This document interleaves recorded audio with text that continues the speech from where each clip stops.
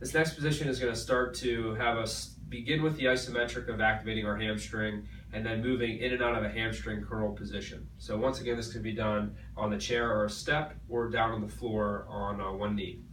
So I'm going to start off right around my 90-degree bend that I began with in the last exercise that I did. And I want to start with my toe up a little bit, and I'm going to create that isometric in my hamstring where I feel that tension. Okay?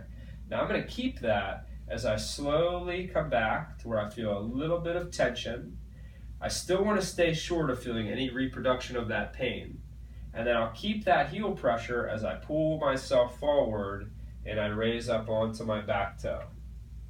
And at that position, I may start to lose this a little and feel tension in the back of my, or the front of my back hip. And then I'll relax. So once again, I start around this 90-degree position of the knee. You see I lift my toe up a little bit and I dig my heel like I'm trying to pull my foot back towards me.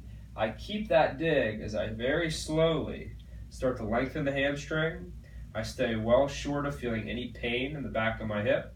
And then I keep that tension as I use that heel to pull myself forward to where I start to feel like I have tightness in my other hip, and then I can relax and reset.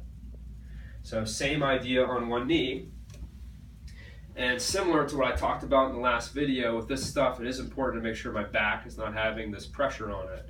So the first thing I'm going to want to do before I even move in and out of that motion is a little bit of tension in my stomach. So once again, stomach tension. I start here with my foot, right around 90 degrees at my knee. I lightly dig my heel. I start to let myself rock back to slowly lengthen the hamstring. I can go as far as comfortable, really making sure that my back stays erect as I do it. And then I keep that heel pulling me forward, tension in the hamstring as I move further forward into this position. One other thing that's worth mentioning is I'm going to have more space to engage tension in my hamstring the more distance there is between my heel and my knee. So if you feel like this isn't enough, you could take that foot out further. So you're working basically more and more towards a split.